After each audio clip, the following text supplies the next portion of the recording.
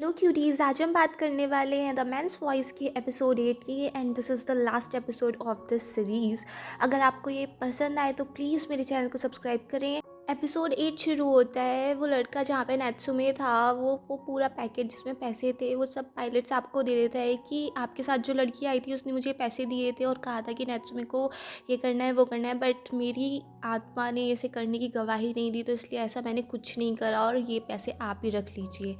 But pilot साहब को लगता है कि वो लड़की अभी भी बिल्कुल नहीं बदली, वो ऐसी की ऐसी, और वो कहते हैं कि तुमने बहुत अच्छा किया, थैंक यू सो मच, और ये पैसे तुम ही रख लो। पायलट साहब सोचते हैं कि मेरे सामने तो चैना ऐसे कह रही थी कि मैं नचमे का बहुत ख्याल रखूँगी, ऐसा करूँगी वैसा करूँगी, बट तुमने मुझे बहुत ज़्यादा डिसअपॉइंट किया है। उधर चेना वो सारे फ़ोटोज़ देख रही थी जो प्राइवेट इन्वेस्टिगेटर ने कोमेरियम के लिए, तो वो कहती है तुमने ये फ़ोटोज़ बिल्कुल भी अच्छे नहीं लिए हैं। तो प्राइवेट इन्वेस्टिगेटर कहते हैं ये सब मेरे स्टाफ ने लिए हैं, बट कल से मैं खुद ही अच्छे से फ़ोटोज़ लूँगा, बस आप मुझे पैसे दे दो जितने आपने प्रॉमिस किए थे। फिर से आप नैत्सुमे को घर पे लेके आते हैं और नैत्सुमे घर आते ही बहुत खुश हो जाता है कि यार ये बाहर की ज़िंदगी तो बहुत टायरिंग होती है, घर ही सबसे ज़्यादा बेस्ट होता है। फिर पायलट साहब ड्रिंक कर रहे होते हैं, नैत्सुमे सोचता है ये आज अकेले ड्रिंक कैसे कर रहा है, और पायलट साहब कहते हैं कि नैत्सुमे कहीं बहुत दूर चलते हैं, बहुत दूर, इन सबसे बहुत ज़्यादा दूर। उधर कोमिरिम भी बहुत ज़्यादा दुखी होती है, वो ऐसे सैड सॉन्ग गाती फिरती रहती है। सुबह को जब उठती है तो वो सोचती है यार वैसे तो मैंने सुना था टाइम सब कुछ हील कर देता है, बट मैं बिल्कुल ठीक क्यों नहीं हो पा रही हूँ, मुझे वही सब बातें क्यों याद आई जा रही हैं। इनमें पायलट साहब देखते हैं कि उनकी रेड वाइन सब में बिखरी पड़ी थी और नेट्स में भी वहाँ पे ऐसे ही पड़ा था। फिर वो उसको जल्दी से हॉस्पिटल लेके जाते हैं और वहाँ पे डॉक्टर को बताते हैं कि नेट्सुमे ने उनकी रेड वाइन पी ली है। वहीं पे वो नर्स किम कहती है कि क्या तुम भी अपनी बिल्ली से बात कर सकते हो, फिर डॉक्टर उसको चुप कराता है कि ऐसी बातें मत करो यहाँ पे। तो साहब कहते हैं कि वैसे तो सब कुछ ठीक है, इतनी कुछ दिक्कत नहीं है, बट हम इसको थोड़े टाइम के लिए अंडर ऑब्जर्वेशन रख सकते हैं। पायलट साहब कहते हैं कि मुझे बाहर जाना होगा तो मैं इसके पास नहीं रुक पाऊंगा, कि मैं इसको यहीं छोड़ दूँ, ये ठीक रहेगा। डॉक्टर साहब कहते हैं वैसे तो कोई दिक्कत नहीं है, बट फिर भी एक कोई रिलायबल पर्सन होना चाहिए तो ठीक रहेगा। वो मेरे ग्रोसरी स्टोर में काम कर रही थी, तभी उसके पास पायलट साहब का फ़ोन आता है। फिर वो सोचती है यार इतनी सुबह सुबह मुझे कॉल क्यों कर रहा है, फिर वो चाहती है मैं नहीं उठा रही, फिर वो सोचने लगती है क्या पता नैत्सुमे को कुछ हो गया हो। फिर वो सोचती है कि नहीं यार मेरी भी तो अपनी प्राइड है, मैंने उसको इतना कुछ कहा था, मैं फ़ोन नहीं उठाऊंगी। तो वो फ़ोन नहीं उठाती है। उधर पायलट साहब जब उसके ग्रोसरी स्टोर के पास आते हैं ना, वो देखते हैं एक प्राइवेट इन्वेस्टिगेटर कोमेरियम के फ़ोटोज़ निकाल रहा होता है, और उनको याद आता है कि चेना भी एक बार फ़ोटोज़ छुपा दी थी, तो वो उस प्राइवेट इन्वेस्टिगेटर का पीछा करते हैं। प्राइवेट इन्वेस्टिगेटर चेना से मिलता है और चेना कहती है कि ये जो लड़की है इस फोटो में, अब तुम इसका ध्यान रखना, 3 महीने तक इसे कोई ऐसी जगह फेंक दो कि किसी से ना मिल पाए, किसी एक बहुत ज़्यादा रिमोट प्लेस में। और साथ में एक वो नैत्सुमे है नाम की बिल्ली, उसको भी कहीं ऐसे आइलैंड पे फेंक दो कि वो फिर कभी वापस ना आए। सारी बातें पायलट साहब सुन रहे थे और वो एकदम से निकल के आते हैं। वो कहते हैं कि क्या कर रही हो तुम, और वो सारे फोटोज़ चेक करते हैं। वो पायलट साहब और कोमिरिम के थे और वो कहते हैं कि मुझे यकीन नहीं था तुम ऐसी लड़की निकलोगी, तुम वो हो ही नहीं जिसको मैं बचपन से जानता था। तुम्हारी मैं शक्ल सूरत बिल्कुल भी नहीं देखना चाहता, अभी या तो मेरे साथ पुलिस स्टेशन चलो या वापस अमेरिका चली जाओ। ना समझाने की कोशिश करती है, बट पायलट साहब कहते हैं मुझे तुम्हारी शक्ल सूरत आगे से कभी भी नहीं देखनी है, मेरे सामने कभी मत आना, वरना मैं कुछ ऐसा कर दूंगी जिसके बारे में तुम कभी सोच भी नहीं सकती। चेना कह देती है ठीक है, मैं वापस अमेरिका चली जाऊंगी, मैं तुम्हारे सामने कभी भी नहीं आऊँगी। कोमिरिम अब जा ही रही थी ग्रोसरी स्टोर से, तभी सामने पायलट साहब आ जाते हैं। वो एकदम से मुरझाती कि मुझे तुमसे कोई बात नहीं करनी है, बट पायलट साहब कहते हैं कि नैत्सुमे बीमार हो गया है। फिर कोमिरिम पूछते हैं कि क्या हुआ, तो वो उसको बता देते हैं कि वाइन उसने पी ली थी और ऐसा कुछ कि डॉक्टर ने कहा है कि अगर कोई रिलायबल कीपर होगा तो वो जल्दी रिकवर कर जाएगा, और मुझे जाना है फ़्लाइट के लिए। और इस दुनिया में एक तुम ही हो जिस पर मैं सबसे ज़्यादा भरोसा करता हूँ, तो मैं नैत्सुमे को किसी और के पास नहीं छोड़ सकता। कोमिरिन नैत्सुमे को ले जाती है और वो उससे कह रही होती है कि सॉरी मैंने तुम्हारा ख्याल नहीं रखा और मैंने तुम्हें ऐसे करा वैसे करा, तभी नैत्सुमे बोल पड़ता है।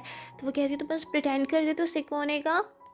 नैत्सुमे कहता है कि जब मैंने वो वाइन पी ली तो मुझे थोड़ा हैंगओवर हो गया और फिर वो मसाज कर रहे थे तो मुझे नींद आ गई। फिर कोमिरिम सोचती है कि पायलट साहब ने उससे क्या बताया था कि मुझे एक फॉरेन एयरलाइन कैप्टन बनाने के लिए बोल रही है। तो कोमिरिम कहती है तो बहुत अच्छी बात है, कॉन्ग्रेचुलेशंस, बट पायलट साहब कहते हैं कि मेरा एक और बहुत ज़्यादा बड़ा ड्रीम है जिसको मैं इस काम से भी पहले पूरा करना चाहता हूँ। तुम्हें याद है हमने प्रॉमिस किया था, मैं उस प्रॉमिस को पहले फुलफ़िल करना चाहता हूँ। अगर इस दुनिया में मैं तुम्हें खो दूँगा तो मेरे पास कुछ भी नहीं बचेगा।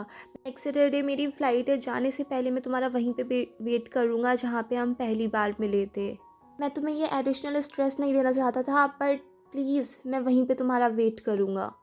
नैत्सुमे कहता है कि कोमिरिम तुमसे मिलने के लिए पता है मैंने कितनी ट्रिक्स करी हैं, मैंने ऐसे प्रिटेंड किया कि मैंने वो सब वाइन पी ली है ताकि वो तुम्हें मुझसे मिला सके। कि पायलट साहब को तो जाना था तो वो किसको छोड़ते अपनी बेचारी बीमार कैट को किसी रिलायबल पर्सन के पास ही छोड़ते, तो इसलिए मुझे तुमसे एक कन्फेशन भी करना है।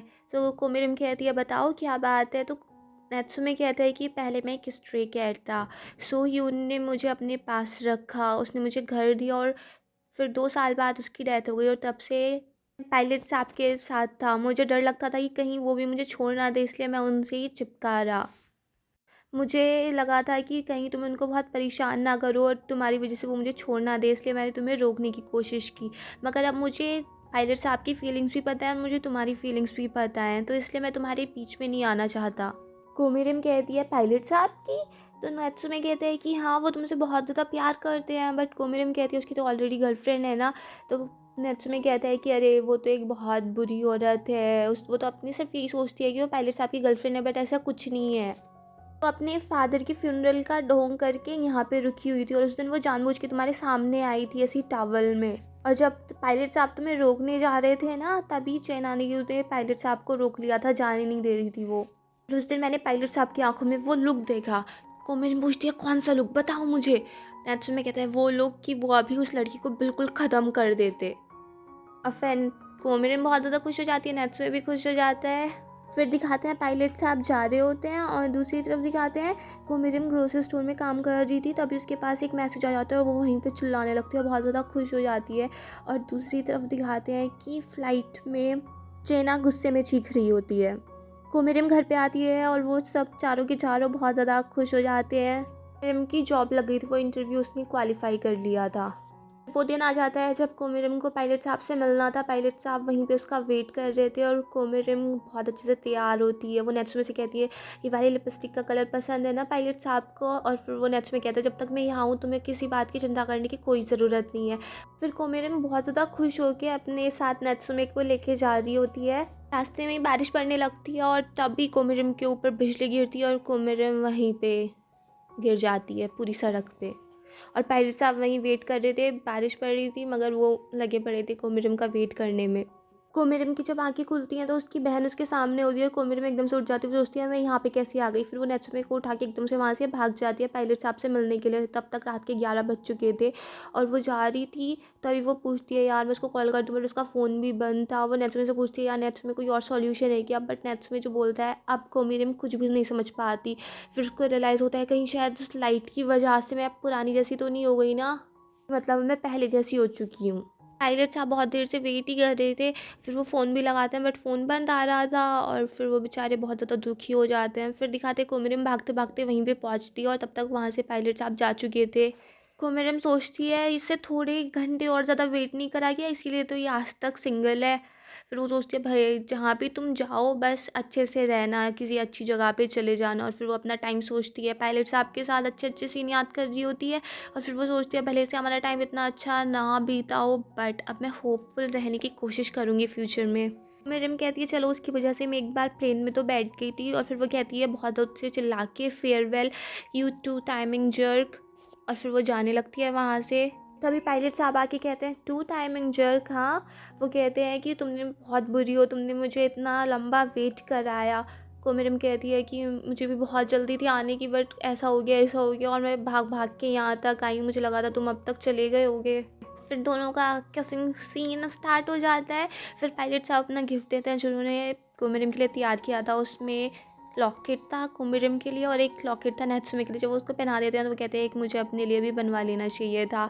फिर पायलट साहब कहते हैं तुम्हें याद है हमारा प्रॉमिस जो हमने एफिल टावर जाने के लिए किया था। और फिर वो उसको टिकट्स दिखाते हैं पेरिस के। साहब कहते हैं कि तुमने मुझे इतना वेट कराया, मैं बिल्कुल पूरी तरीके से भीग गया था। कोमिरिम कहती है मैं भी तो भीग गई थी। तो पायलट साहब कहते हैं तुम्हें ठंड तो नहीं लग रही है ना, चलो कहीं अच्छे से वार्म सूप पियेंगे।